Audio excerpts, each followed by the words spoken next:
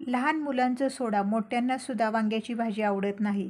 तुम्ही जर असं गावच्या पद्धतीने मिठाचं उकड वांगं करून दिलं ना, लहानांपासून मोठ्यांनाही आवडेल असं हे मिठाचं वांगं आज आपण एकदम साध्या आणि सोप्या पद्धतीने कसं करायचं ते बघणार आहोत.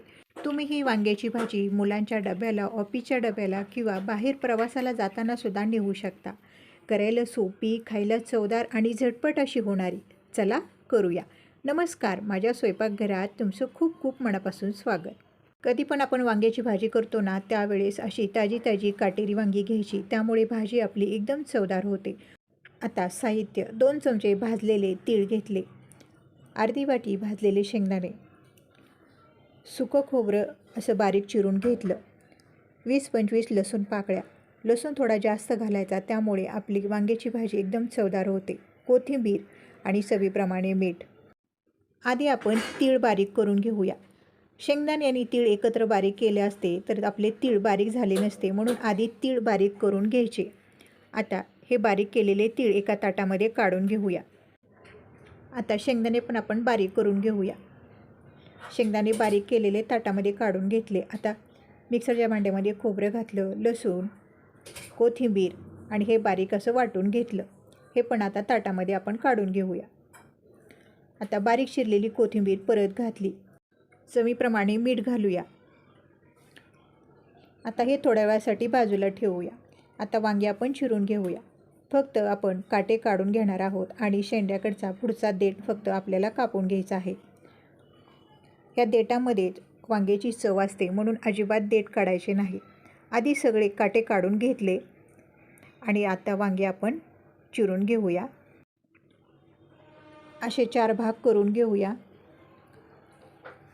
वांगी खिडकी खराब आहेत का आतमध्ये बघायचं आहे आणि सगळी वांगी आपण अशी चिरून घेऊया आणि मिठाच्या पाण्यामध्ये अशी घालून ठेवायची. आता एका पातेल्यामध्ये पाणी गरम करण्यासाठी ठेवलं आहे. आपला मसाला वांग्यामध्ये भरेपर्यंत पाणी चांगलं गरम होतं. आता हा मसाला आपल्याला चांगला मिसळून घ्यायचा आहे.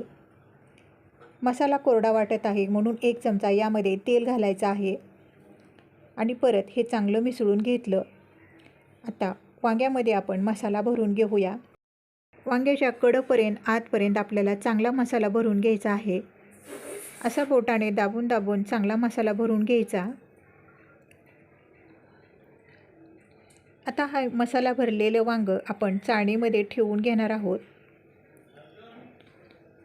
सगळ्या वांग्यामध्ये आपण असाच मसाला भरून घेऊया. सगळ्या वांग्यामध्ये आपला मसाला भरून झाला आहे आणि राहिलेला मसाला आपण नंतर फोडणीमध्ये घालणार आहोत. पाणी आपलं गरम झालेलं आहे आणि अशीच चाळण आपण पातेल्यावर ठेवून घ्यायची आहे. वरून ताट झाकून 10 मिनटं वांगी आपण उकडून घेणार आहोत. 10 मिनटं झालेली आहेत. ताट काढून बघूया. बघा, 10 मिनटात मस्त अशी आपली वांगी उकडलेली आहेत. तुम्हाला जर जास्त तेलकट खायचं नसेल तर फक्त अशी उकडलेली वांगी पण तुम्ही खाऊ शकता. आता आपण कढईमध्ये वांग्याला फोडणी करणार आहोत. कढईमध्ये 1 पळी तेल घातलं.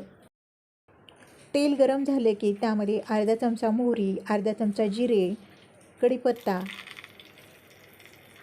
ठेचलेला लसूण, राहिलेला मसाला, कोथिंबीर, अर्धा चमचा हळद हे सगळं आपण घालून घेतलं आणि थोडंसं तेलामध्ये भाजून घेतलं. आता उकडलेली सगळी वांगी यामध्ये घालून घ्यायची आहेत आणि हलक्या हाताने आपल्याला तेलामध्ये ही वांगी चांगली अशी हलवून घ्यायची आहेत. या वांग्यामधला मसाला बाहेर येणार नाही, या पद्धतीने आपल्याला वांगी अशी तेलामध्ये हलवून घ्यायची आहेत. बघा, फक्त 10 मिनटात मस्त चमचमीत अशी गावच्या पद्धतीने आपली मिठाची उकड वांगी तयार झाली आहेत. वरून बारीक चिरलेली कोथिंबीर घालूया. गावरान पद्धतीने केलेली मिठाची उकड वांगी तुम्हाला कशी वाटली कमेंटमध्ये सांगायला विसरू नका. तुम्ही जर अशी मिठाची उकड वांगी मुलांच्या डब्याला करून दिले ना, मुलंसुद्धा बघा आवडीने खातील. तुम्हाला मी केलेली ही मिठाची उकड वांगी आवडली असतील तर व्हिडिओला लाईक करा, चॅनलला सबस्क्राईब करा. व्हिडिओ पाहिल्याबद्दल मनापासून आभार.